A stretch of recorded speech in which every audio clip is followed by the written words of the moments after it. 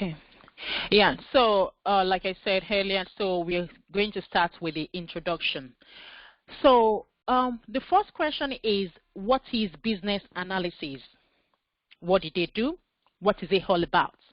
And so the business analysis is a practice, or we can say is a discipline of whereby you enable change, or maybe probably you identify business needs. Because when you're doing your analysis, it's about you finding out, identifying what the problem is. What exactly do they need? So that's why we say is identify the business needs, because it's all about business. And also, once you identify the business needs, so it's about recommending solution as well, so that they will have a value, will be able to deliver a value, the system or the solution that we will be proposing for them or be recommending will deliver value to the business.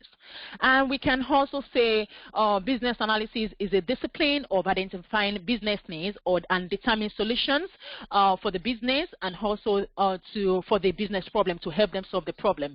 Because a lot of organizations, so one way or the other, so like if you're getting a new system or a new solution, or maybe probably you have the business, they have a problem, probably maybe the business is not really going on properly, or probably it could be maybe things are just slow, or maybe the market is not really, so they just need to find what exactly is the problem they may have.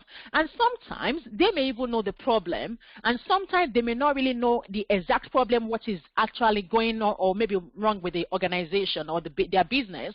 So they will need somebody to come and help them to do the analysis, to help them find the loopholes, the problems that they may be having, that may be causing maybe any problem for their business. So it's just so the business analyst is just helping them to identify their needs, and also maybe or the business problem, and also recommend the solution to them. And so and also, because in this course we are going to talk a lot about requirements. So, and when we say requirements, so we could say requirements is a feature that maybe a business user needs. It's called a requirement is it's something that's, or maybe the business is something that the business needs, is what they need. Because when you say a requirement, you may want to buy something in the market, or maybe you want to go to shop and you want to buy a dress. So you are going to the shop to say, I need a dress. So the dress is your requirement, because that is what you want. So that is the requirement. So the requirement is, it could be a feature, or it could be maybe anything that the business user needs to make a new, maybe it could be something new, it could be something that they just need to change something within the system. And also it could be maybe a product, you have a product and you want that product to do a particular thing. So that is just your requirements. And one thing is that, we want the business, because it's all about the business analysis, it has to do with the requirements as well. And when the business, if they don't have like a proper requirement, or a correct requirement, so they may not really have a good product. So what we are going to discuss, I just want to give you definition about the requirements, which I think everybody will know that is just simply what you need, what the business needs. So that's the requirement. But we are going to discuss in detail during this course. And also, when we are looking at a project, so what is a project? We can say a project is a set of or series of activities or tasks that needs to be completed in order for you to have a particular or specific outcome. And your project is usually have, a project is a temporary something. It usually have a start date and end date. It could be 4 years, it could be 5 years, but it's something that it will come to an end one day. So that is why we call it a temporary thing. And so that is a project. A project is different from business as usual. So business as usual is something that they do ongoing, is day-to-day activities, is ongoing something, so which it does not really have an end, except maybe that business actually pack up. But a project is something that you do. It could be a project to build a house. So when you want to build a house, definitely you have a start time and a end date. So it could be maybe 6 months to build a house. It could be, it may even be to build a system. Maybe to develop an application, or maybe to, to develop a website, or maybe to set up a business So, or maybe to set up something. So it's just, it's just a particular things that you set of activities that you do, and it has start date and end date. So that is the project. And so we may now ask that why the project fail, because sometimes you get I'm sure you must have heard a lot of things about people saying, oh, the project failed. Or they may say, oh, maybe the construction or maybe the transportation project that they're trying to work on, that it failed, or maybe it has slipped the past or the delivery dates. So but the problem is that, so what we can say is that, when the project fail, there's these statistics that over 60% of projects fail because of poor requirements. So that is where the business analysis or the business analysis comes in. Because when you don't have a proper requirement, when you don't know what the business needs or you don't document it properly, definitely there will be a problem. So that is why, so they do say, because, and one thing is that if you don't document a requirement properly for maybe it's a group of people or a particular person to carry out some tasks or to implement something, definitely the person will not be able to deliver a right thing, a good design. So because if you document wrong thing, wrong requirements, so definitely it will be wrong output. It's just like garbage in, garbage out. So it's whatever you put in, you get out. So if you give the maybe the developer or maybe the construction company or maybe the high-end company, if you give them wrong information, you will get wrong results. So that is why they say, so over 60% of the project that fail, aside for probably maybe because of finances or maybe budget, but over 60% is usually as a result of poor requirement. So that is why a lot of organizations, they take this business analysis very seriously, because no organization wants to waste their money. They don't want to waste time. And because aside wasting money, you waste resources, you waste, the time as well. And you may not even get what you want. So that is why it's really, really critical, for us to make sure we have a right requirement and do, a good analysis job. And so now you may now be wondering, who is the business analyst? So in case I'm referring to BA, because we call it BA, so just to shorten it, so we can say BA or business analyst. So who is business analyst? So a business analyst is somebody that acts as intermediary person or maybe a middleman, between the business. When I say the business, I'm referring to maybe the stakeholders or maybe the company, the organization, let's say the business. So that's if I'm just referring to business. And so, and you have or maybe a IT team, and you may have, and your IT team may even be maybe it may even be a supplier, it may even be external organization, external body. So because it's not all the time that when you have a project, because sometimes when you do your project, you may have your in-house IT team to implement that project. And sometimes you may have to, liaise with people, maybe the supplier, the third party, to do this. So definitely, so that's where it comes in. So you act as a liaison person, as a liaison or middleman between the business and the supplier. So because you'll be the one to let the supplier knows what do you want, what exactly do you want, then they will not be able to, then you will not get pass information to the supplier or maybe the whoever that is going to work on that project. And also, so that's why we say a business analyst is somebody that is a point of contact, between the business or the stakeholders and the technical team, because you are the one that will be helping the business to ask them to identify their problems. You are the one that will actually help them to identify the problem. You will be the one to be able to say, so you will be the one to say, so this is what we need, because you need to ask the question. So you need to ask them question, identify what they need. Then you will document it. Once you document it, then you will be able to now send it to supplier or whoever that is going to implement that project. So that is your job as a BA. So, but we are going to discuss on, what you need to do, what are your responsibilities. Okay. Okay, so we cannot ask who is the stakeholder, because we are going to come across, this stakeholder, because I'll be mentioning a lot about stakeholder. So you need to understand the stakeholder. So stakeholder, just like in everywhere, because a stakeholder is someone, or maybe it could be a person, it could be a group of people that have interest in your project outcome or in that product that you are trying to deliver. So as a customer, you may be a stakeholder to a particular product, maybe that a particular organization is implementing, or maybe is trying to manufacture. So you could be a stakeholder as well. So because the customer is more or less like a stakeholder as well in some situation. And so we can say a stakeholder is somebody that can affect your could be, if the person can affect your project or your product positively or negatively.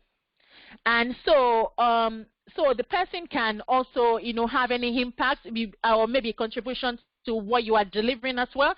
So stakeholder is the people that you will be gathering the requirements from them. They are the people that you will be asking them about what they want. That is stakeholder. So it's just anybody that has interest in that project, and sometimes they may not even have any interest in that project, and they have power, but it's just that one way or the other they have an impact and they can affect that project either negatively or positively. And so why is business analyst a critical role? Like I said earlier, so business analyst is a critical role because without a business analyst in an organization, the project may not be, there is high chances that the project will not be successful, because a business analyst is somebody that has the skills. The person has all the things, the skills, all the to be able to implement, to be able to gather your requirements, to be able to document the requirement, because it's about gathering the requirement, because there are some ways that you have to ask your question. So, and there are sometimes that a business analyst that definitely some projects, they may use a project manager, or they may just use somebody within the organization and say, oh, can you document the requirements for maybe the product that we want to implement? But if the person does not have the skills, the person will not be able to document it in a professional way, or in a business analyst way, because the business analyst, you are the professional in that area. You know how to gather the requirement, you know how to document the requirement, you know how to manage your stakeholder, because you need to ask the right question to be able to know. Because sometimes, a lot of times, the business or the stakeholders, that they don't even know what they want, but you have to be able to help them to understand it. You have to be able to help them to you need to be able to know how to probe them. When you ask the right question, you'll be able to, you'll be able to flesh out the requirements from them. And sometimes you may be even be having, there are some questions that, sometimes you may say, what do you need? Some of them may say, oh, I just need this thing. But you need to ask, why do you need it? Because you need to understand, because there are some times that they will say they need something, but what they are saying they need may not solve their problem. So you have to have the skills to know that what they are actually asking you will be able to solve the problem. You need to be able to identify their needs. They may say, I want, it's just like if you want to develop a website and somebody say, oh, I want pop-up on the page, or I want a chat, like a chat window. It's not, that may not even be their need. They may not even need that feature, on that website. So you want to be able to know what exactly do they need, why do they need it, what do they need it for? So those are the questions. So like somebody now that does not have, that skills, the person may not really be able to, do that job professionally, because sometimes like the project managers, or maybe sometimes they may even use one within the organization to say, could you please gather the requirement for this? But they don't know how to document it. They don't know how to write it. They don't know what they call user stories, or what they call epic. And if you don't document it right, definitely you will not be able to know what exactly because when you document it, you are sending it to somebody else to implement the job. But if you don't document it, if it's not clear, definitely those people will not be able to know. For example, you want to say you want to build a house, and you just say, "Oh, we want to build a house," and as a business analyst, you need to be able to say, what type of house do you want to build? So how many rooms? How many toilets? Is it disabled toilets? So because you could have any toilet, but if you don't have anyone that does not have the skills of a business, and I mean just say, okay, how many rooms do you have? They will just document it. Oh, we need 3 rooms. How many toilets do you need? Oh, 2. How many living room? Just 1. Anything else? If they say no, but as a business analyst, I will ask you, okay, how many rooms will you like? How many bedrooms? Do you want en suite at all? Double bedroom? Or do you want all the 3 rooms to be single bed or just double bed? Because you need to make sure you analyze it, you actually let it be, it has to be detailed. Because if I just give a builder or a construction company just 3 rooms, 2 living room, or 2 toilets and 1 living room, they will just build it. And if they build it and the person that owns this or that wants actually that house will say, oh, okay, this is not what I want. I want a master bedroom. I want 1 double bedroom. I want 1. But the person that's documented just 3 rooms did not document it properly. So that is where you need somebody that has that skills, as a business analyst to help you. The person will be able to, to nail it down, to make sure it is detailed and to ask the right question and document the thing. Because the builder we want, okay, is it master bedroom? Okay, 1 double bedroom, 1 single bed. Okay, that's fine. On the toilet, is it going to be, how many floors is the house? Because how it has, okay, 2 floors or 1 floor. Okay, so but you said you needed 2 toilets. So is there going to be a washroom or maybe disabled toilet, or how do you want it? Do you want all the 2 toilets to be upstairs? I will ask you, okay, what are the things that you need in that toilet? Do you want just a round, maybe wash and basin, or do you want, what type of bath do you want? I will ask. Then in the living room, how will ask you, okay, what is the measurement of the living room? Okay, how big do you want the living room to be? So as a business owner, you will ask every detail. Even the windows, you may say, okay, is it going to be blinds? Do you want us to blow blind, or do you just want maybe 2 slide, or there are so many ways that you can ask that question. Then you can say the roof, is it going to be a flat roof? Is it going to be maybe tiles? Is it going to be brick? So what exactly do you want? You need to ask the question. The kitchen, you ask about the kitchen, what measurement do you want the kitchen? So they will give you the measurements as well. I'm just trying to cite you an example. Those are the things, you need to have that skill to be able to ask the right question. Because if without that, you may not be able to, have that skill. So, but you just need to learn the skill. So can a business analyst work in any industry? Yes. Because any organization that they're going to implement any project, be it car manufacturing company, you can work there as a business analyst. Because in car manufacturing company, as a business analyst, they will have a business analyst, because anywhere they're implementing a change, like a project, whether it's a new product or maybe an existing product, they just want to amend something in there, you need a business analyst to help you document that requirement. Because in a car manufacturing company, so now, let's say they said they want to come up with a new car. Maybe the business said our strategy for this year is that we want to build a new model.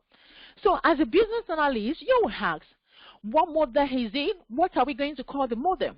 What brand? Probably in case if they have many brands, So what brand? Let's say they said Audi. Okay, we're going to implement Audi. So what is the model going to be called? Okay, what are the features that are going to be in the car? So what size is the engine going to be? Those are the things you need to flesh out every detail, even to the extent of the mirror, the back, the side mirror. Probably maybe the size of the mirror is going to be different from the one that you've been producing before. So because the manufacturer or the technician, they need all these information in a document for them to be able to know, what they're going to. They need all those specifications. They will be able to cut the right glass, the right size of glass. They'll be able to know, the windscreen, the size as well. Maybe how they're going to build it. Maybe it's going to have a flat back or a budge. It's going to, different things like that. So maybe it's going to be manual or it's going to be automatic. How many gears is it going to have? So as a business analyst, you have that. So likewise in construction, you need a business analyst to be able to know what you are building. How many houses are they going to build? What is the sizes? How many rooms? Is it 2-bedroom? How many 2 bedrooms? How many 3 bedrooms? You need a business analyst. Likewise, aviation as well. You can work in an aviation industry as well. So even NHS, you have a lot of business analysts there, because even if they want to implement any application, they need a business analyst to be able to document all those requirements. If they want to set up a new, maybe A&E, ambulance and emergency, they need a BA to be able to work with them. What are the things that we're going to have? What are the equipment that we're going to have in new A&E? What is the capacity is going to be? How many beds? Is it going to have shower room? Is it going to have, all those things, all those facilities that you want in there, everything needs to be documented. So anything that you want to do that is a project, you need a BA to help you. So because I can't think of any industry at the moment that you cannot work. Even in banks, you have BAs, because there are so many regulations, that the banks need to implement. All the financial industries that need to implement, implement as well. So I can't really see any industry that you cannot work. So all you just need is just to have that skills. And once you have the skills, and one thing again is that, like if you have the industry knowledge, for example, if you're working in a security, like IT security company or a cyber organization, and they want to implement a project. So if you're somebody that have, maybe your first degree is networking, you have an edge, because all those terminologies, if they say detection, hyper detection, you'll be able to know. If they're telling you about, it's not true, because somebody that is not IT or maybe network graduate or degree, does not have that degree, the person may not be able to understand all those terminology jargons. So, but you have a name, because sometimes you see, because I've seen a lot of job adverts that they will say, we need a BA with accounting experience.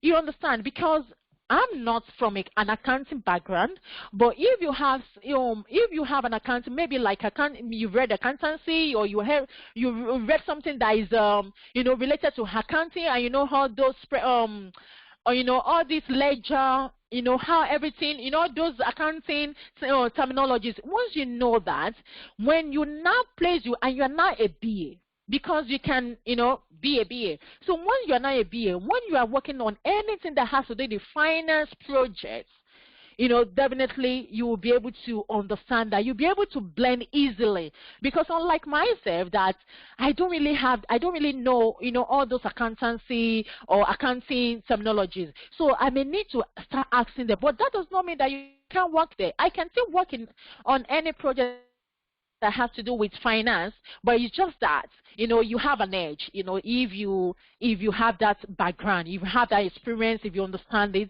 So because there are so many times they may say it could be a pharmaceutical company, and they will say they want somebody that has that maybe chemistry experience, or maybe somebody that has all those degree.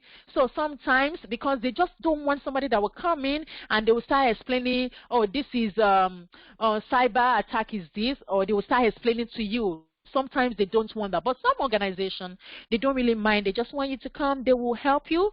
They will help you get on it. So like I said, you can work in any industry. So that is it. So be rest assured you have job for that. And so another thing is that, can you transit from any background? Yes, you can. Whether you are whether you're a lawyer, I've seen people that read law in university and they're practicing as a BA. I've seen people, accountants, that they read accountancy, and they're an accountant, they're practicing BA. They are now working as a business analyst. Be it you're a developer, you can work as a business analyst. One thing is just that once you learn and you know all the things that you have to do and you have the skills, definitely you will be able to. So you can transit from any background. You can transit from any background, be it computer science, be it dentist, doctor, any background, you can transit from any background. And so another thing is that is good for you if you want to practice this business analyst. I would advise you to have your BSc or BCS certification in business analysis. Is very good, because sometimes when you apply for a job and they have maybe they have several candidates, let's say they've shortlisted about 5 candidates. And if it happens that maybe 2 of them, if you all have the same experience, and maybe 2 of them just have, let's say, certification in that particular business analysis, so they will prefer to shortlist the person that has certification in business analysis, because that gives you edge over other people. So that's why it's good for you to to do this certification. So although it's very easy just for you to read it and to read for it, and you will be able to get on it, but it's good. But that does not mean that you cannot apply for a job without that certification. You can still apply for it. There are a lot of people working with, they don't even have that certification. But I will advise you that you should get that certification, because it will also help you as well. And another thing is that, like I said, you don't need to have any IT background or IT knowledge, so for you to practice as a BA. And so I will recommend this textbook is Business Analysis, although I think the latest one is 3rd edition. It's BCS as well, so you can search that on internet. You'll be able to get, I think it's about 24 or 30 pounds, but I know it's not around that range. So, and that is that on that. So now, the example, now we want to manufacture, assuming that you've been employed as a BA and you want to manufacture, they want to manufacture a table. Maybe you are working in a manufacturing organization. One thing you need to note is that for everything that they are producing, be it a software, be it a product, be it food, like all these, there are some things, there's some food that they probably maybe, like for example, let's say the plum tomato. Definitely, somebody actually gather requirement to say it has to be this weight, the content has to weight this, it has to be maybe 350 grams, and it has to be maybe cylinder, and the height, the circumference is the requirement. Somebody actually documented that requirement before they started, using that, that thing. So now, if they want to manufacture a table, manufacturing a table. So somebody just asked how much is the certification, how many questions. I think the question is about 40. It's about 40 questions, OBJ, objectives, question and answer. So you just need to select from the OBJ, and I think it's less than 200, maybe about 180 or so. I'm not really sure, but you can Google that. But I think it's around 200. I don't think it's more than 200. I don't think so. So, for example, for all these chairs so far, if you have a big organization and if they're manufacturing a table, so what happened is that, for them to be able to manufacture this table that that is on my screen now, that means somebody, because you can't just tell your, maybe the furniture, the people, the people that manufacture this table. I'm sure the CEO will not just tell them, or the business executive will not just tell them, oh, we need a table, start producing a table that we want to sell in the shop. They will not do that. So definitely, I'm sure they will just say, our strategy plan is that we want to manufacture a table, we want to manufacture a table so that we can expand our business, we can have all that sort of income for the organization. So that is that strategy plan. So somebody has to now say, what are the people that I need to talk to? So then they will not get a business analyst to say, oh, business analyst, can you work on this project? The project is to manufacture a table. That is just it. That is what they will just tell you. So as a business analyst, you now need to speak with maybe the stakeholders. They've given you the name, or maybe that you're going to identify. You now ask them, okay, what type of table do you want?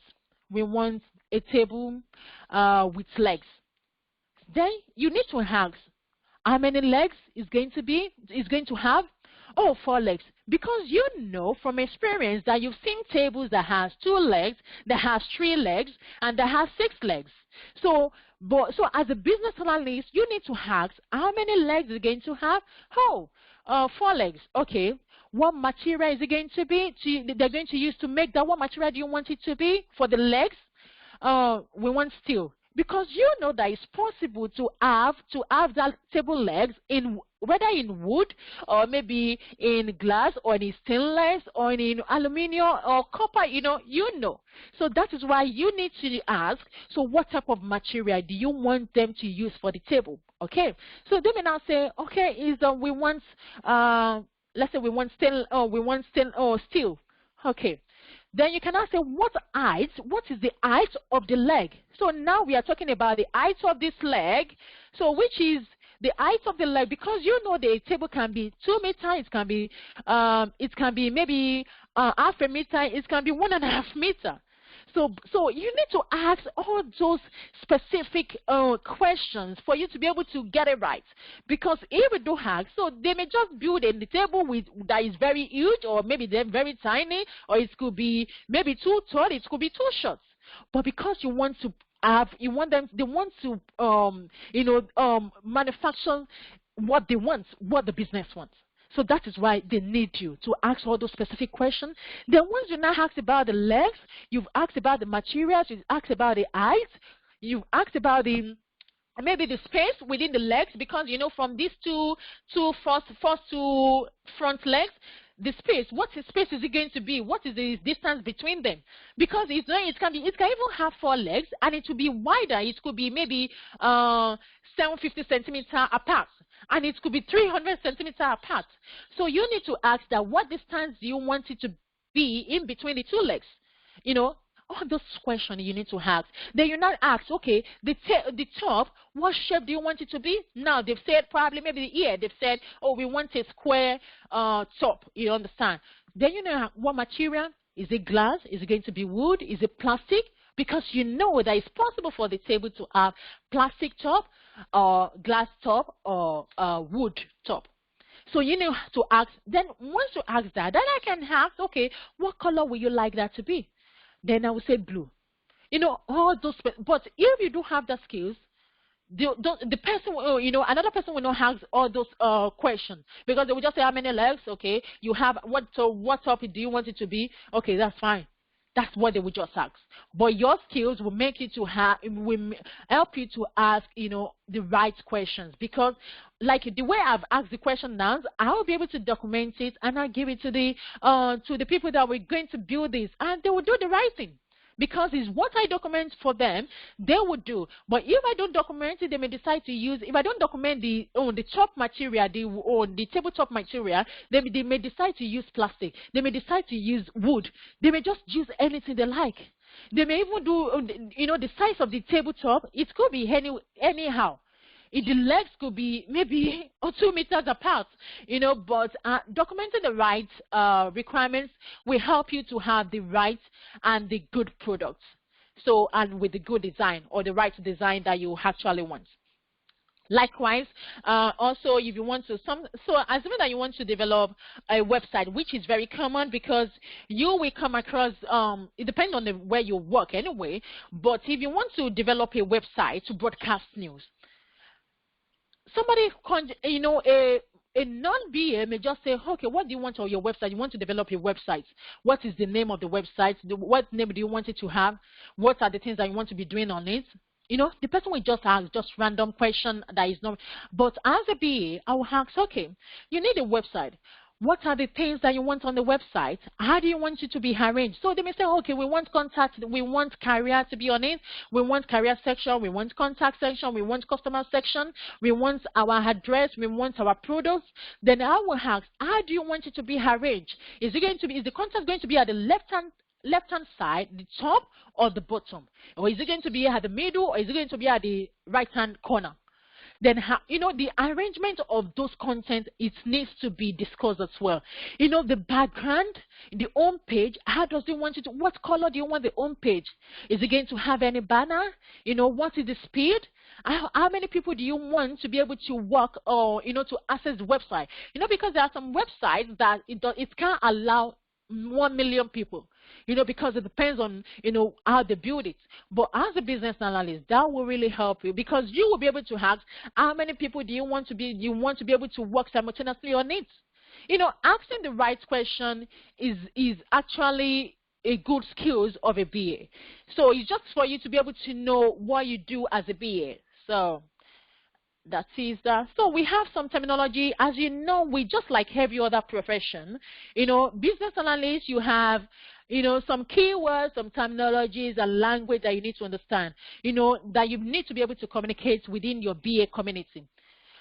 But one thing is, you need to notice that when you are actually speaking or communicating with the stakeholders, you need to be able to speak with them in a plain language. And whatever documentation you are going to write, it has to be in a plain language. It has to be a simple English.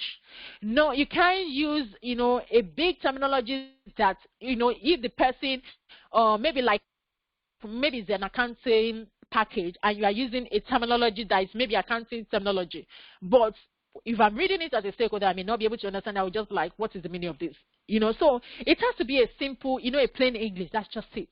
So we'll just go through this. So elicitation. And one thing you need to, because one thing is that you need to know all these terminologies. In case you are speaking with maybe your peer, like other BAs, or maybe with your manager, you need to be able to, show that skills that you are a BA. You need to, to communicate in the BA language. So if you say elicitation is gathering, because I may say I want to elicit requirements. So elicit is, gather. So if I say elicitation, requirements, elicitation, so that means requirements gathering. So anywhere that you see that they say, oh, when are you eliciting for the requirements, then they're just asking you, when are you gathering the requirement? It's just about gathering. So that is just the simple in English. Elicitation is gathering requirements. It's gathering. But we usually use that with requirements, because what we do is just gather requirements.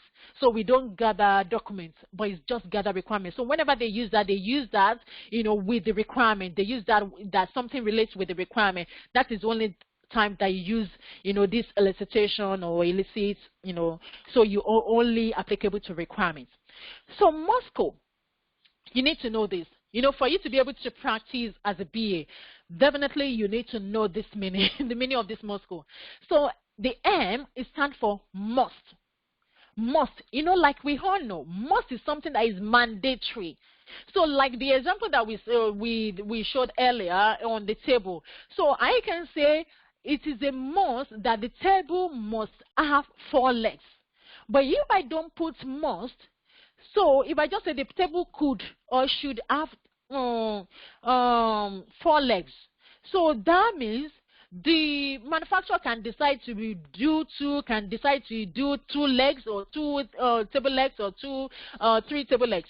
But if I say the table must have 4 legs, so that means I'm saying the manufacturer the table has to be 4 legs. No negotiation about that. It has to be. So must is something that is mandatory, something that is compulsory. You have to have it. You use must for it in any requirement, be it the website, be it whatever it could be. So once you know that the feature that you are trying, the requirement that you are writing on, so you have you use must. So, and another thing is should, and the should is something important, but it's not essential. So it's like it's a bit lower, to the must, because must is something is essential and it has to be get done. You need to get it done. No negotiation. But should it is important as well, but you may not do it now. So it's not really essential. We don't need it now, but you can do it later, but it is important. So the C stands for code. Code is less important. We can do without it. But so code you can say is nice to have as well, because you may see they may say nice to have. So C is for, nice to have, so but it's code. So it's something that is less important, but it is not essential. We don't really we can do without it.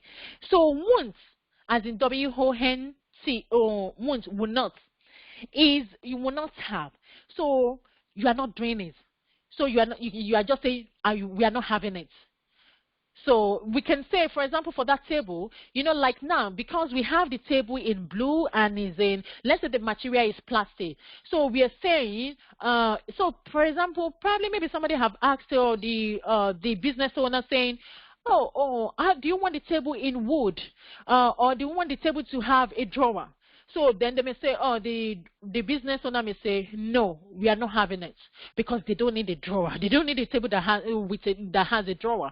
So they just want a table, just plain table like I showed you. So want is something that you don't want. You are not doing it. So for now, you're not even thinking about it. So you just need to understand the difference between the must, should, could. So that's why when you are asking your stakeholders or about the requirements, you need to make sure they give you, the priority. We call this must code is a priority. We are still going to discuss it later on. So, but must code is all about your priority, because it's about the priority of that requirement. Is this something that we must do now, or is it something that we can do later? So that is must code, is priority. Anytime they say what is the priority of the requirement, then you can say is should, is could, is must, is nice to have. So priority. So anytime they say priority of the requirements, that is it. So, but the requirement is just each of the requirement. But we are still going to discuss it. Requirement is just one. One requirement, one priority. One requirement, one priority. So as you list it, but we are still going to discuss it about how you need to write your requirements. And so, when we say facilitate. So because we use facilitate when you are conducting a workshop. So we don't say conduct workshop, we say facilitate. So we just say because you are facilitating the workshop, but we are still going to discuss about workshop, but I just want you to understand the terminologies, so that by the time I start using it, you'll be able to, can W be something that it's wanted? I don't understand that question, but W is once. You are not having it. That is it. You will not. So is something that you are not having. So facilitate, so you use that facilitate. So when you're talking with probably maybe have a discussion with the business manager or maybe the BA manager, so you can just say, I'm facilitating workshop tomorrow. I'm facilitating, we just use that with the workshop to say we facilitate workshop. So we don't say I'm organizing or I'm conducting. No, we don't say that I'm organizing workshop. No, we can just say I'm facilitating workshop. So that is what we use. So the SDLC is about software development lifecycle. So it's about how they, the lifecycle of when they gather the requirements, how they implement it, the design, the developer work on the application. But it's just because it's terminology that you come across. So you just need to note that the SDLC is about software development lifecycle. And the SMART. This SMART also, although I have a slide for it that is very detailed, but the SMART stands for specific, measure, attainable or achievable. R is for relevant and T is for traceable or testable. So, but it's something that for your requirements, it has to be smart. So we say your requirements has to be smart. It has to be specific. It has to be measurable. So I have an example, in the slides that I'm going to use to explain that. But SMART is specific, measurable, achievable, relevant, and traceable or testable. Pain points. Pain points is like a problem point. So when they say, oh, what are the pain points of this? What are your pain points? Because it's just like when you are asking the stakeholders and saying, maybe you are asking them about your requirement, you can now say, what are your pain points? What are the things? So they may say the pain point is that it is time consuming. we are just saying, what are your problems? What are the things that is really paining you, that is not really helping you, that you want to change? So that's when they use pay points. So it's just for you to be able to say, what are the problems? They may say, is not flexible, is time consuming, is very slow, things like that. So that is pain points. And like I've explained the stakeholder, because we're going to use stakeholders a lot in this course. And the swim lane is like a visual representation, which I'm going to show you here later as well. We use that to model the business process. And UML is unified machine language. Unified machine language. I'm going to show you what that looks as well. And wireframe is like a prototype. We can say it's a mock-up. Like for example, for that, the development of a website. And one thing you need to note that anytime you are doing a digital project, you need to have a wireframe. For example, like that website development is a digital project. The table is not a digital project. But for the website development is a digital project, because the table is something physical, you can carry it all about. But the website is online there, is software, is an application. So now if you now say they want to, if you want to gather requirements about website, you need to sketch it out. The wireframe is about sketching. Like you sketch something on the paper or just to say, how do you want it to be arranged? Because if I'm going to gather requirements, on that website development, I will need to have my wireframe, because I need to know how the stakeholder wants the website to be arranged. So that is wireframe. So you don't need to have, a prototype for all projects. No, not all projects. Just only digital projects. That's what you need wireframe for.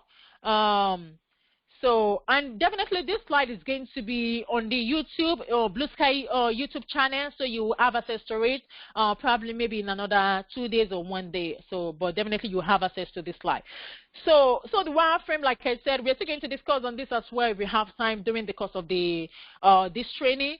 The wireframe is about having, that sketch of how you want to sketch how the home page is going to be, where it's going to be contact, the sign in, the login, the about us, the address, everything. You just want it to, because the developer, when they see that, they'll be able to know how to arrange those things.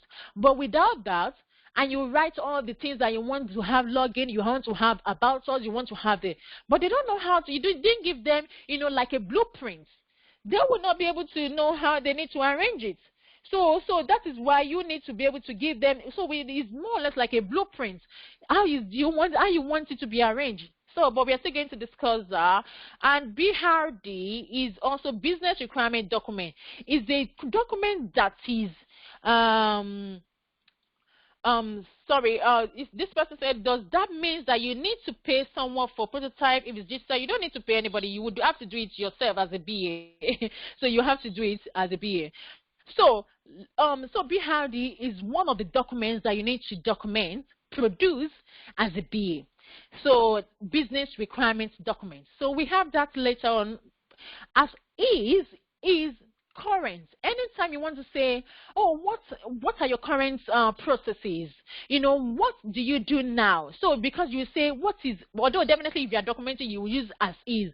But if you want to talk discuss with the stakeholder, you can use current. But when you are documenting it, the BA manager wants to see as is process or as is requirements, you understand? So that's what they want to see. So as is, that means as it is now. That is just it. As it is now. So that is what is shortened to as is. So which means the current thing, the existing thing. So because if it's something that it's as it is now, that means it's what is existing now. So that is your as, and to be is the future thing. So the to be is a future thing. Is something that they want. So when you are documenting, gathering your requirements, you may now say, okay, now you've explained your processes to me, how you manufacture a table. Can you tell me how you now want to manufacture a table in future? Then you will document that process. Or they may have they may have a product, and they may say an existing product, and they may say, oh, we want to change the project or the product. Then you will need to ask them, how do you want the product to be? what materials, you just ask them. It could be an application, a software, or a new system. So you just need to ask them. So they may say, oh, we are using a particular application for our training modules, or maybe our learning, to train staff. But we want to implement a new learning management system. So then you will ask them, what are the features that you want in this future system? What are the things that you want it? How do you want it to work? What are the qualities that you are looking for? Things like that. So future is about what they want, and that is the reason of the future. Is because of the future, and that is why you are gathering the requirement. Because if they don't need it, they may. So if they don't need a change or in an existing system or a new system, they may not need a BA. But it's because they want something that they just want you to work on. That's so future, that is to be. And business process, like I explained, process, like we all know, process is, how you do things. The process, I can say, what is the process? Could you tell me the process of how you cook your lobster?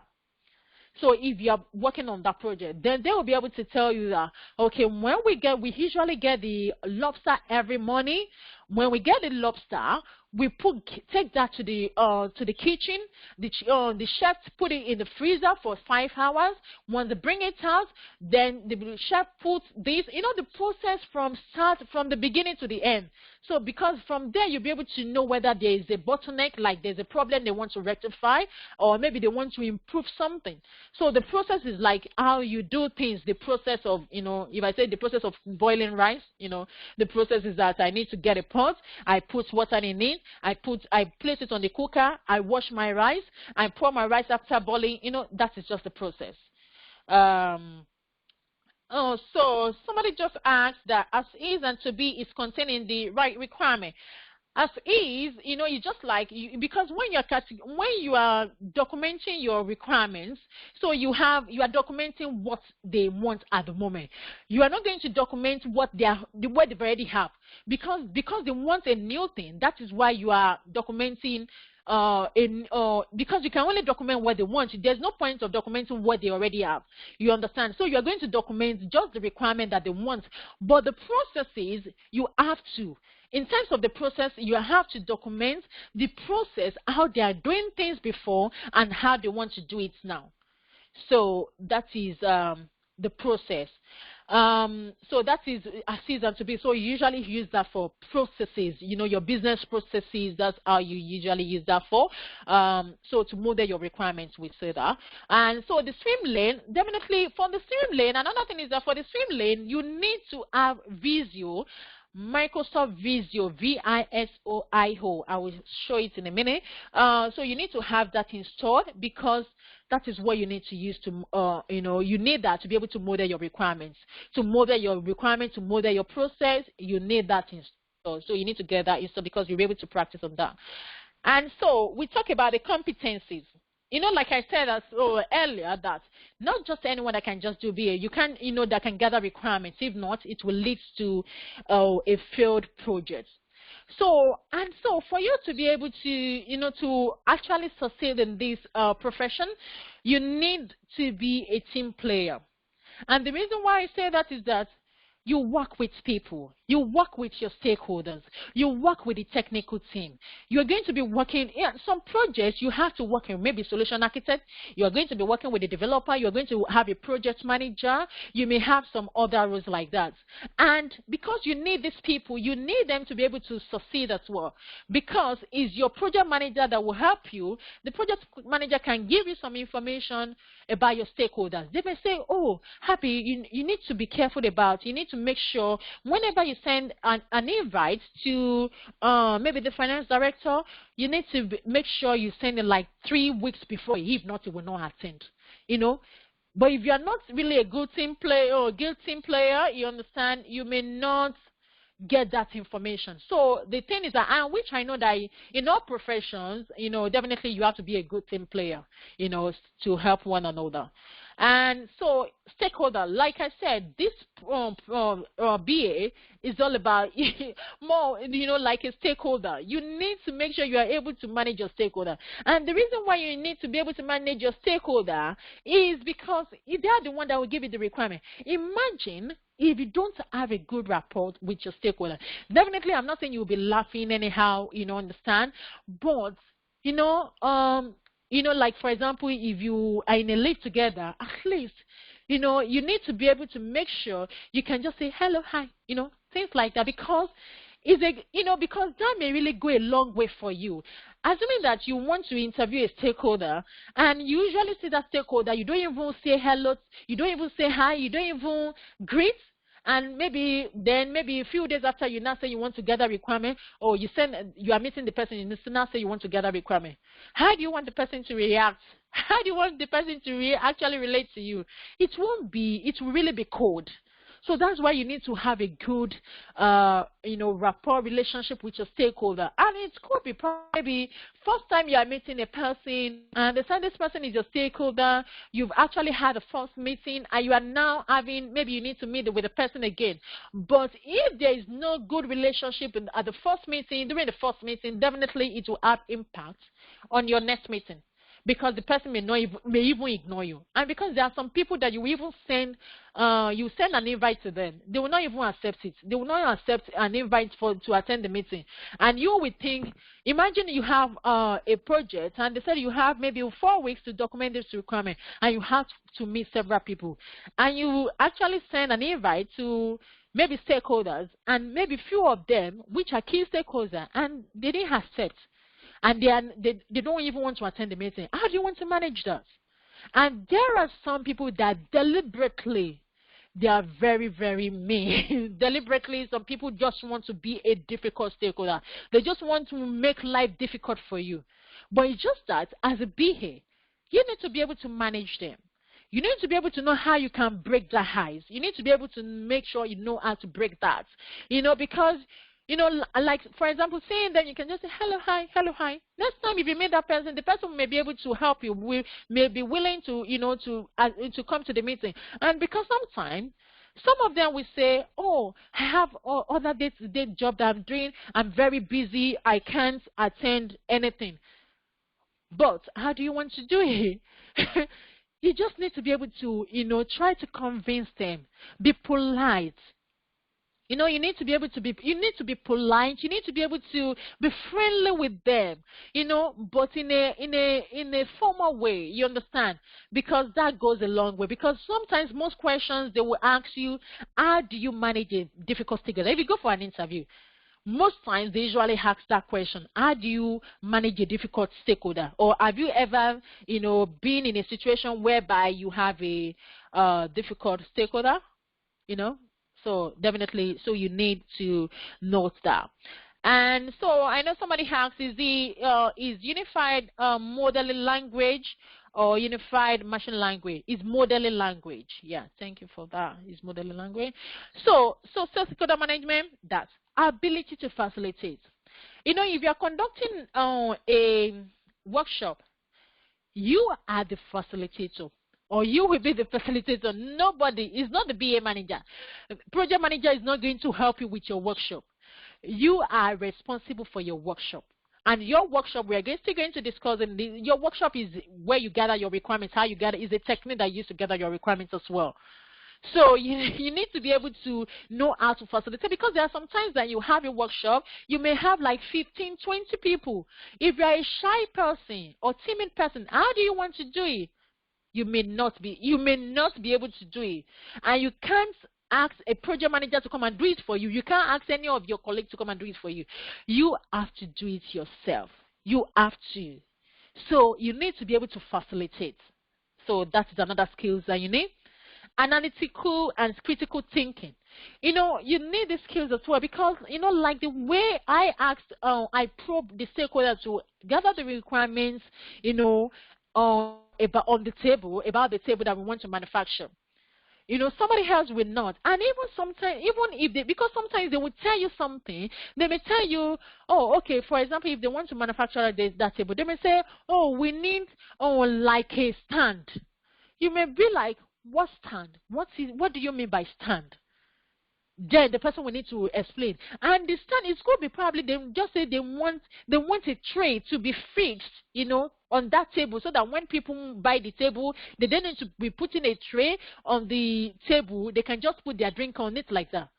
But you will be the one that, why do you need that why do you need that as part of the table or as part of the table? Why? You need to be able to, because there are sometimes they will give you some requirement that is not even relevant to your projects. It's not even relevant to what they want. It's not even relevant to the problem they want to solve. So you need to be able to, to be able to say, oh, okay, do you mean this? Or why do you want this? You need to be able to ask them questions. So critical, and sometimes analyze, because when you know the problem, when they're telling you something, maybe they will tell you one thing. You may even from that one response, you may be able to probe about maybe 3 questions from that. So you need that skills. Investigation techniques, is just the way you gather your requirements, how you investigate the problem, how you investigate or what the problem is about, how you investigate the requirements, how you gather the requirements. So we have several, I think there's a book called 72 Techniques, it's about 72 ways you can gather your requirements or you can get your requirements. So I think there's a textbook which I know I have, is 72 Techniques. So it tells you about how you can gather your requirement, the interviewing, the workshop, the document analysis. So that is investigation techniques. So you need to be able to know how to do all these things, all these, not really all, at least the frequently used one. You need to be able to know how to gather your requirement. Attention to today, please. This is very, very important. Attention to the detail, very important, because like if they are giving you a requirement and they're giving you some specific, for example, that the length or the height of that table leg, assuming that the stakeholder said we want it to be 6 centimeter high. If you don't document that, that would be like a failure to that project, to that product, because somebody has mentioned to the stakeholder, has told you, oh, we want the table to have 5 centimeter high, and we want it to be maybe round shape. You understand, the leg to be round shape. If you not just document, oh, we want a table leg that is very high, and we want just a table leg. If you don't document round shape, you did not mention the 5 centimeter. That is not good, because the manufacturer may decide to do 10 centimeter or 11 centimeter, whatever they like, because there's no specification. So whatever the stakeholder tells you, please, you have to make sure you pay attention. It's very, very important, because that is the skills that you need to be able to know you document the right thing, so that the people that can produce the right products. So that's that. Conflict management, you need that as well, because there's times that, for example, it could be you have a project, you are working on a project that involves multiple business units. The finance team may tell you, we want the application to be let's say to be self-service.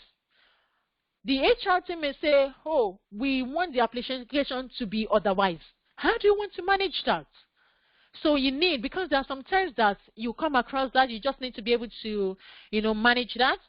And also documentation and writing skills, because, the BA, if you don't like writing, to be honest, I don't think this will be good, because for you as a BA, you need to document all your requirements, need to be documented by yourself. The writing skills, and because it's good that we have we have the Microsoft functionalities that you can use to proofread. Grammatical, you need to check for your grammatical errors, mistakes, things like that, so you can get that.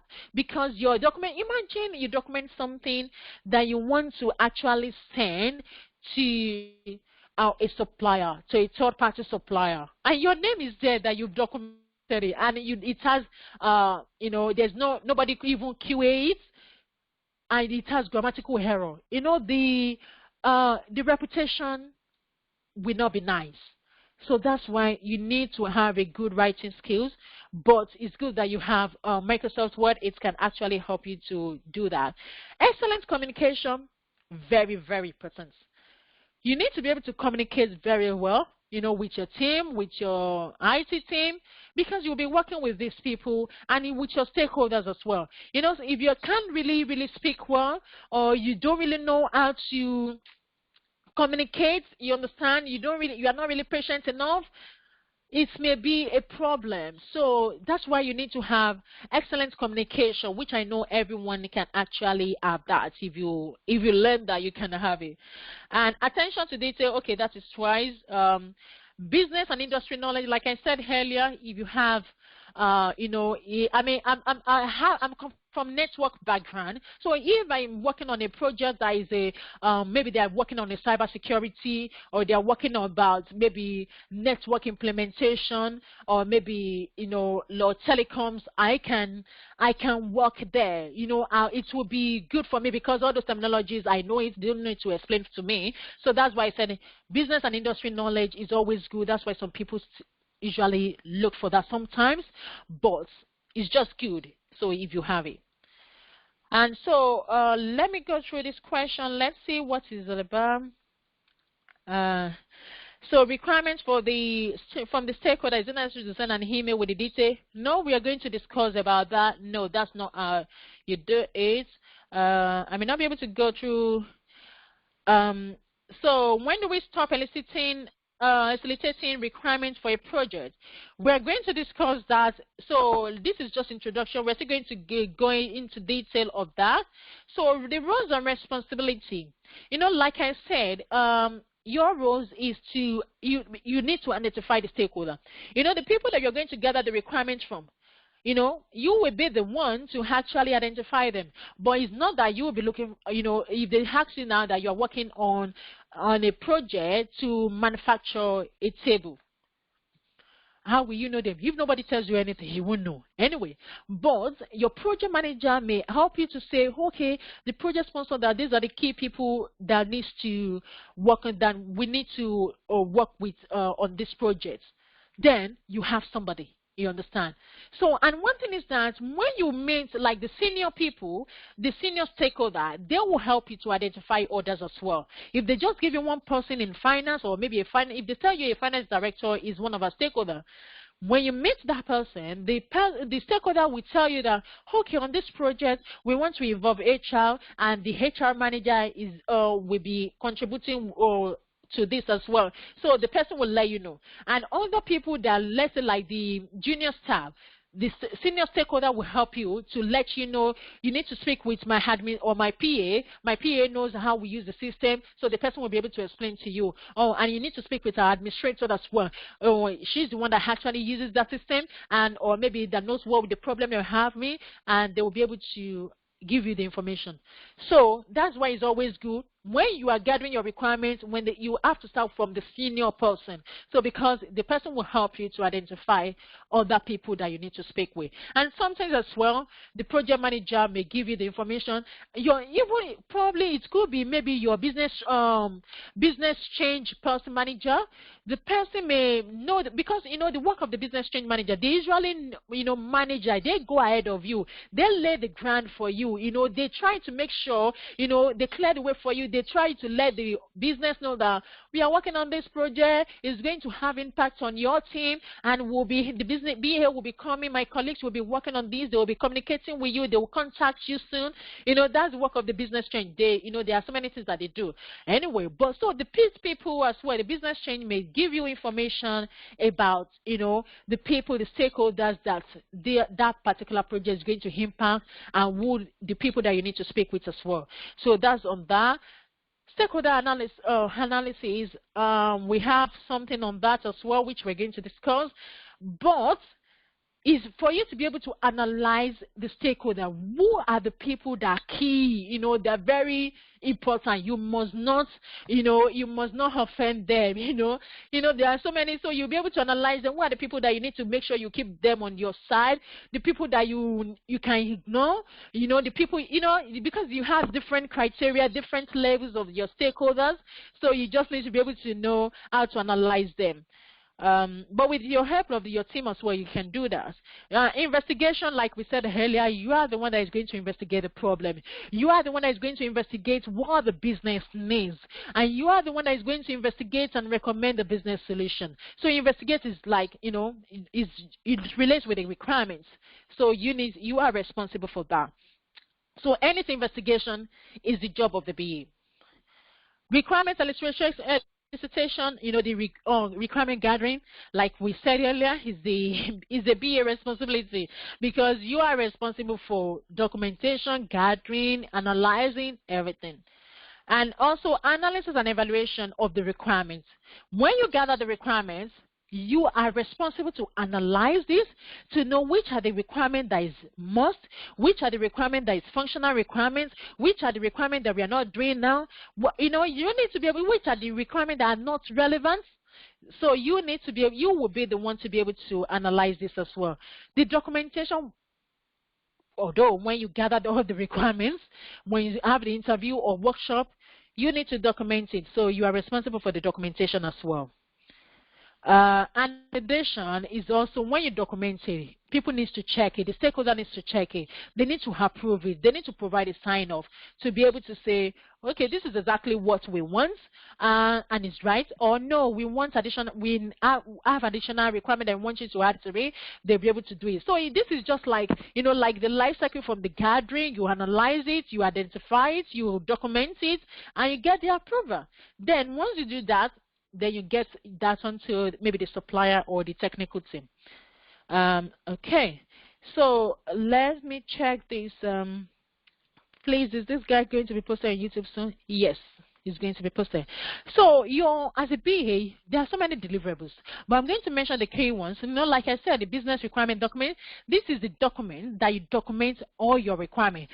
You document, you know, the problem statement, what problem they're having at the moment. You document it, what they're trying to achieve. You can document it in there, what the project is all about. You document it in there, and also your requirements, the functional and non-functional requirement is a very, very key document in a BA, you know, for the BA. So, and the context diagram, we usually document this in the business requirement document. But I'm going to show you a sample of the context diagram and how you can do that and what you use that for.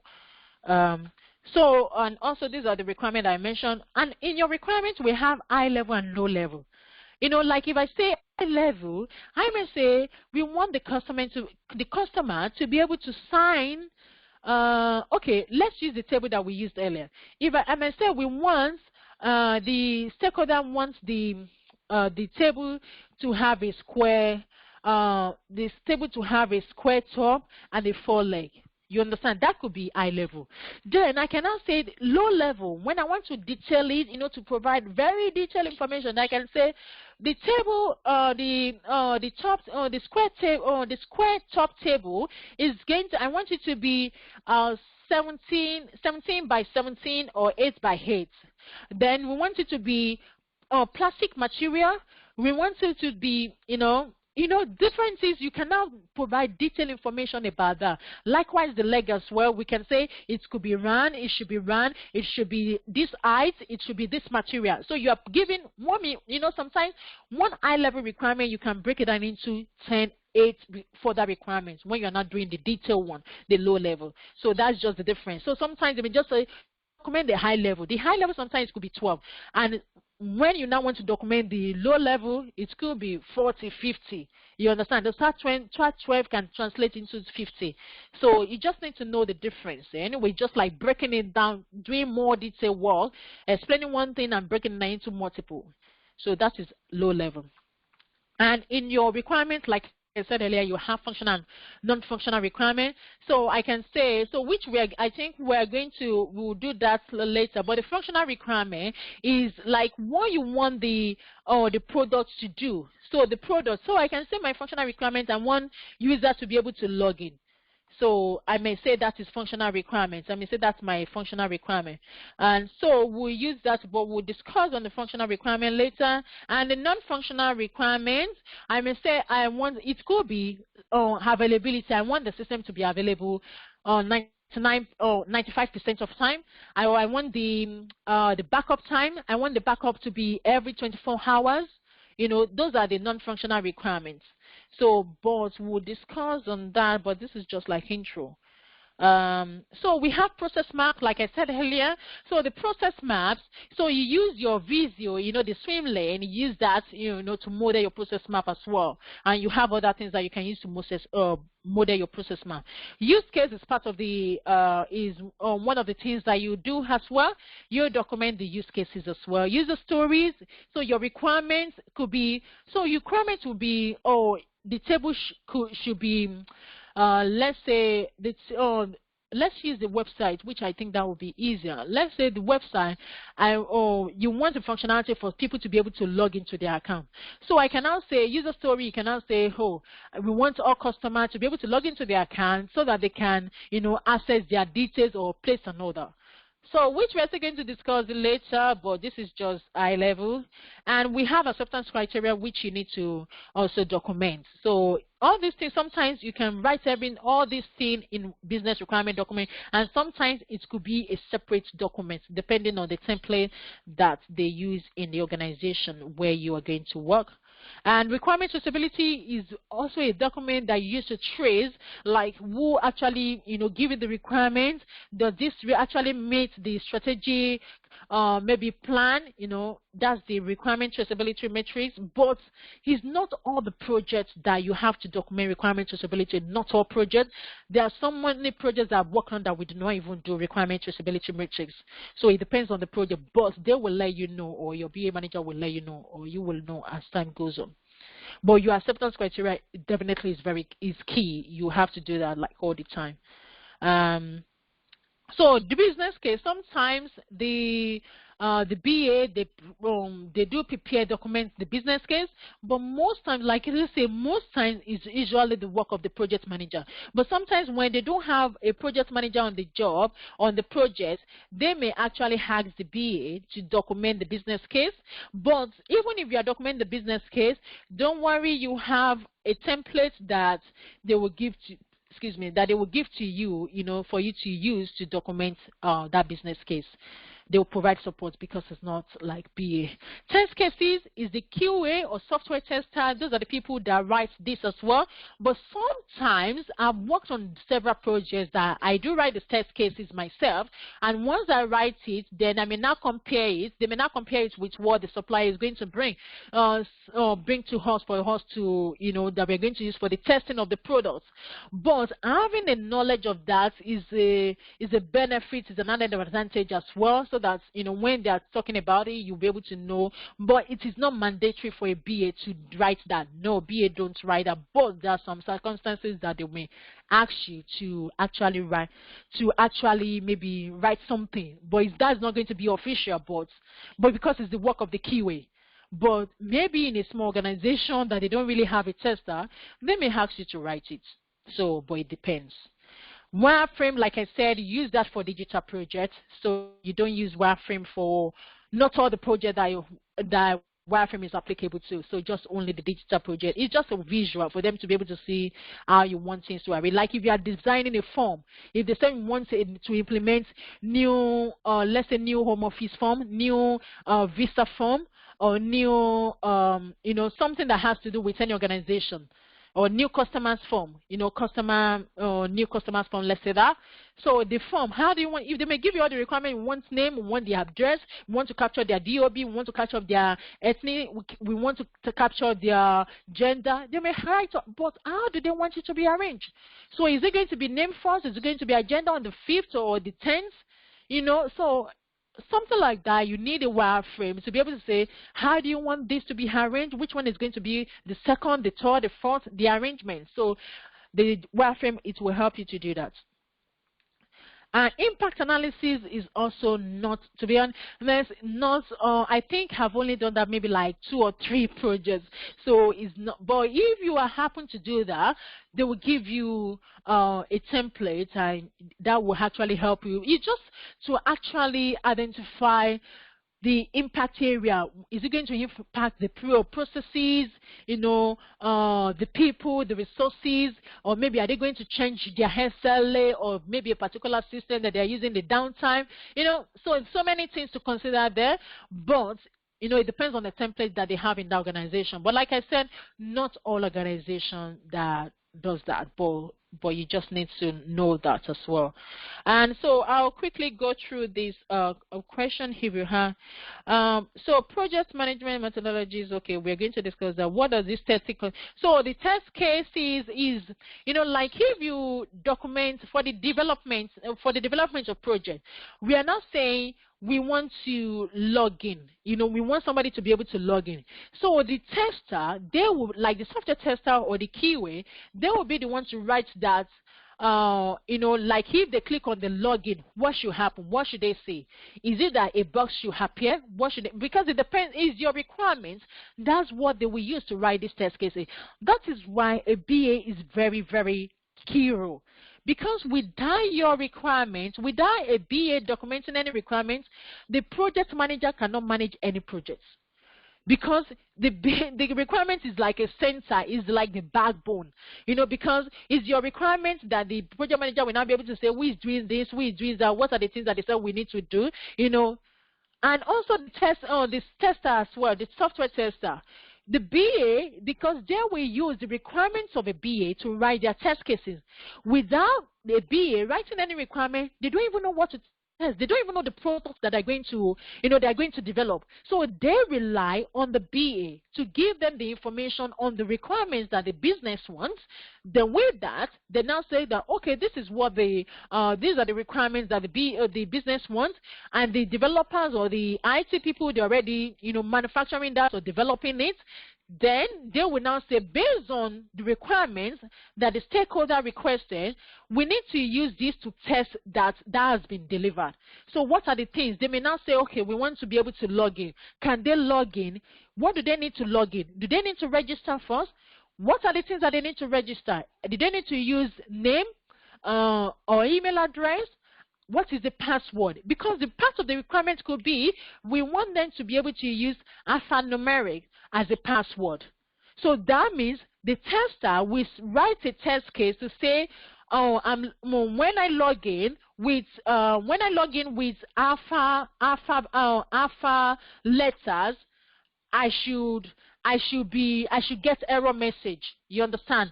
Because the requirement is that we want people to log in with alphanumeric letters. So their password should contain alphabet and letters. So that means they will write test cases to say negative and positive test cases to say, oh, when I log in with alphabets, only alphabets, I should get error message. So they will test that. So they will now say, when I log in with maybe alphabet and numbers, I should log in successfully. So that is test cases. So there are so many ways that they write it. So, but that is just test cases. It's just to test, that requirement. What do they need to do? What should happen? That is test case. And so, like I said, the tools that we are going to use Microsoft Word. For your document BRD, you need Microsoft Word. Even if you're writing a business case, definitely use Microsoft Word. Sometimes you use the Microsoft Word as well to document your impact analysis, depending. So use Microsoft Word to do some requirement.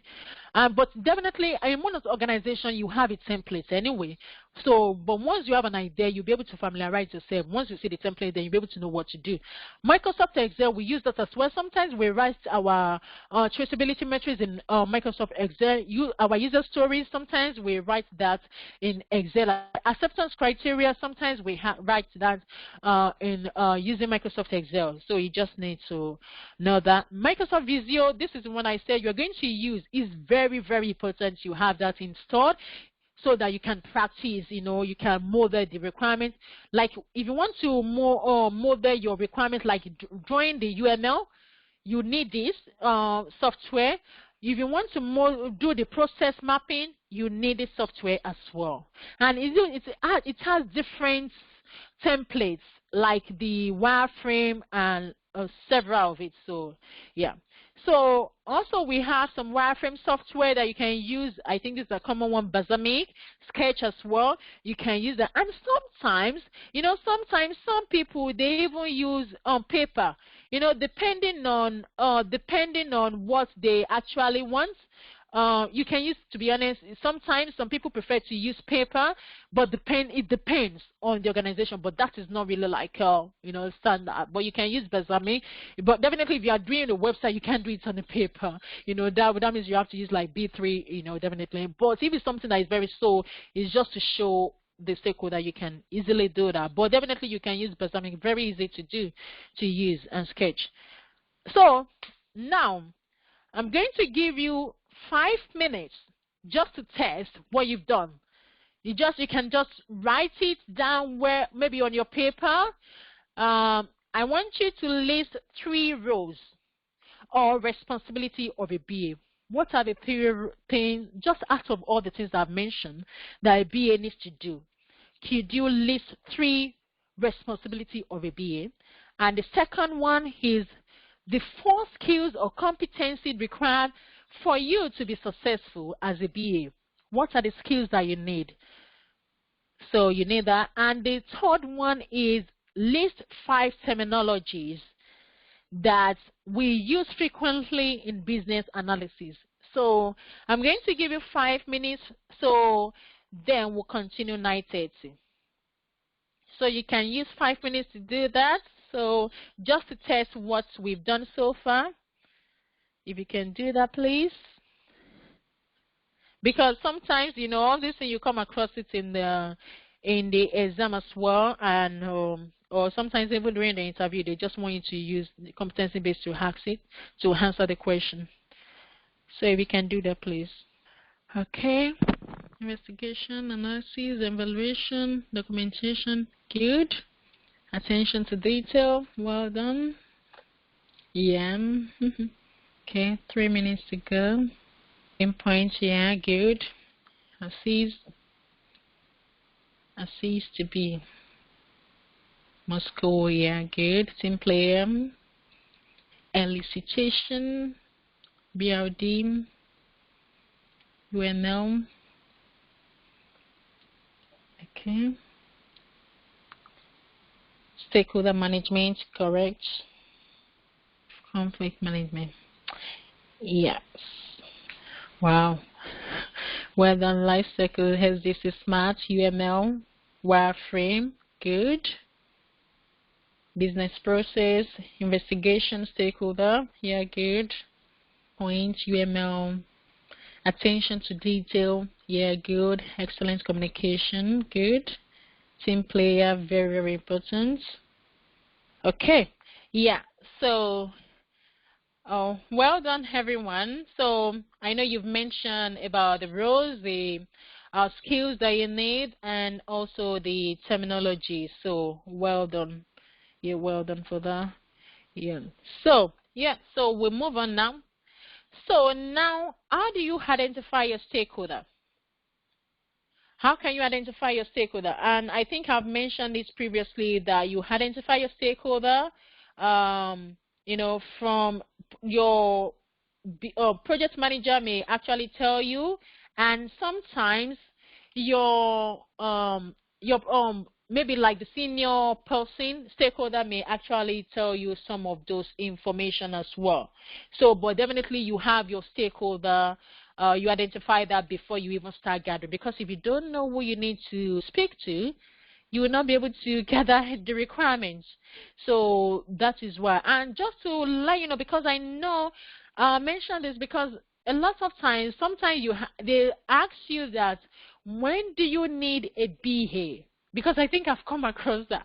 When do you actually need a BA on a project?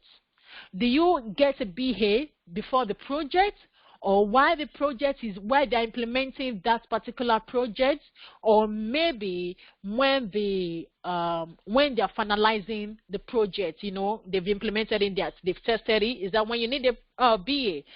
But you need a BA at the earliest possible during the project inception, when they've already have a mandate saying, oh, we have a plan now to build a new system for our payroll, or we have a mandate and we have budgets, we've submitted a business case to actually, develop a website. So you need a project as early as possible, during the project inception. Because if you say during implementation, who has gathered the requirement? Then you don't need a BA. So because without a BA at the beginning, at the project inception, you can't even proceed to implementation. So just to let you know that. So like I said, how can you identify your stakeholder? You can with the help of the senior stakeholder, with the help of the project manager as well. So you should analyze that as well. You could identify your stakeholder in conjunction with your project team. So because sometimes there are some information that your other project team member will have that you may not have. So they will be able to tell you that, oh, Harvey, you need to contact this person. He's the person responsible for this part of the system. You understand? So, and also during workshop or maybe while speaking with other people, having conversation about the project, they may mention it as well that you need this person is a stakeholder as well. So, and the stakeholder power and interest analysis is, like I mentioned earlier, you need to be able to analyze your stakeholder. What power do they have? Do they have any interest on the project? What is the level of their interest? What is the level of their power? You need to be able to, do that as well. This particular, the grid that I'm going to show you, you need to make sure it's up to date. And I'll tell you the reason why. So this is our, I hope you can see it properly, and this is a power influence. So we call it power and interest grid. So this is the power influence, and we have the interest down here. And so we have low sum high, we have low sum y on the y-axis and the x-axis. And so you have now, so we have anyone that has a low power or low influence and even have low interest. Do you even need to bother about that? That is why they put it there, that ignore these people, because they don't have any power to, to terminate your project or to suspend your project or to have any negative impact on your project, because they don't even have the power. So that is because it's low, and they don't even have any interest on your project. So why would you bother about that? So that's why you have ignore. And you have some people that have some interest but low power. You need to make sure, because they have interest, because they don't have power, or they have low power, that does not mean that you should ignore them, because they have an interest. So you need to make sure you keep them informed. And also, anyone that has high interest but has low power, just keep them informed. So that is what you need for them. But anyone that has some influence, some power, whether low interest or high interest or maybe some interest, you just need to make sure they're on your side. You keep them on side. So that's why they say keep on side. And anyone that has low interest but has high power, you need to watch out for them. You need to make sure, because they have an influence to say, oh, we don't even need that project any longer, so terminate the project, because they're not interested in that project. So you need to make sure you watch them closely. So that is why this analysis is very, very important. And also, they have high power, but they have some interest. Need to satisfy them. You need to keep them satisfied. Make sure when they say that we need this thing, you run it past appropriate people. Then you start, maybe you feedback, even if it's not possible, you just give feedback to them and say, oh, I've spoken with my manager, but they said it's out of scope for this project. I will find out if we can get maybe a change request for them to be able to make sure it's in scope. You need to make sure they are satisfied, because they can influence that project negatively or positively. So they have that power. And anyone that has, any stakeholder that has power or high influence, and they even have high interest. Oh, so that means these people, you need to make sure you manage them, constant manage them. So you can see that you have different level of way that you can manage these people. And because you've analyzed them, you know how powerful they are, you know their influence, how influential they are on the project. So you need to watch out for this. And the reason why I said you need to keep this analysis or this table updated is that, if you could see here, although you don't need to submit, you don't need to send this document to anyone, you just need to have it for your own use, so that when you are meeting with them, you're having meeting, or workshop or interview with them, you'll be able to know how you behave yourself, how you manage them. You need to be able to, so that you'll be able to know how to deal with them anyway. So that's the reason you have this. But it's always good anyway for you to be able to know who is it and all those things. And also, another thing is that you can see here that you've written them, assuming that during your project meeting, they've given you all this name, that these are the people that you need to watch out for, the people that you need to keep satisfied, the people that don't even bother you, just ignore them.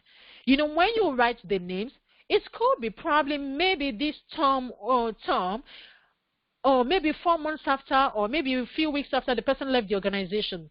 But if you now, go back to this, maybe after that, the person has left and it's not updated. So that means is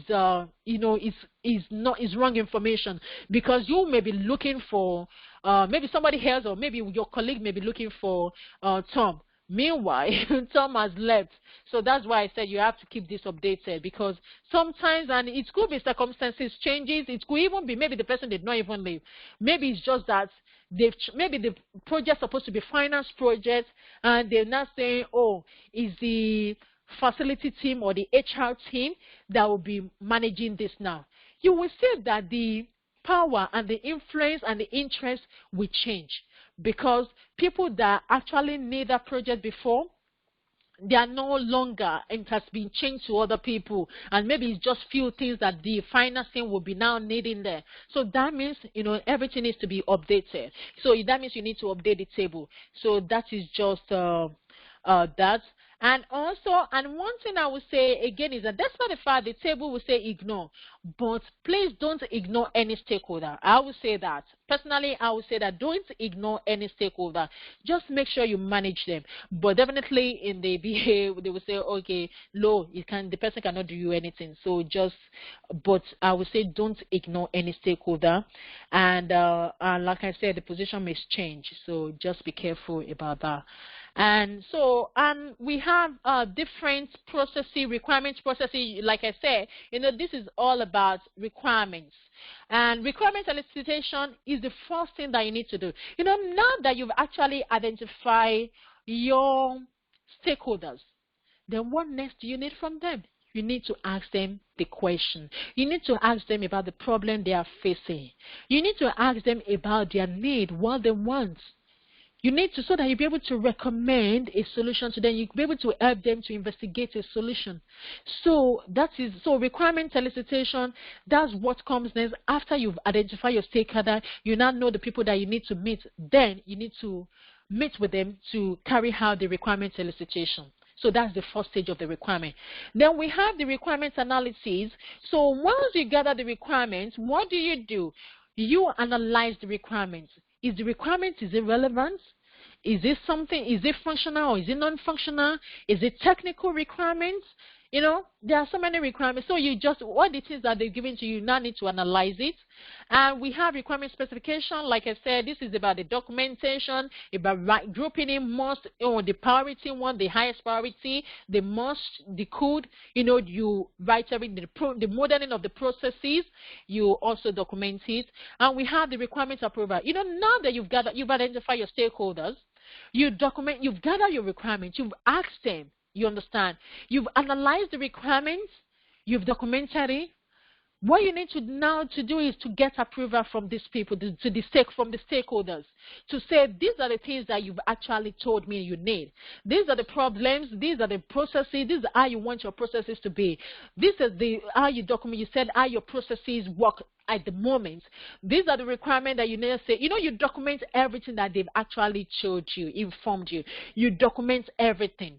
And after documentation, then you just need to, get their approval. Because if they change their mind and you did not even get approval from them, and you now send it to a technical team or the supplier and they implement, they will ask you, did you get any approval?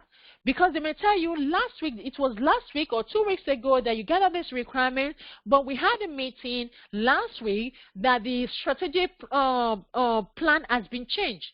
So that means all the requirements we're giving you before has been nullified. But you're supposed to ask us, so the essence, what I'm just trying to point out here is that you need to get approval. Despite the fact that they are the one that are actually giving you that requirement in the first place, now that you've documented it, that is now in black and white, you need to make sure you actually get approval to say, is this all you say you want? Yes, because sometimes that actually gives them the opportunity to say, oh, we now have a new requirement, or we want to change this, we want to remove this, we want to have this.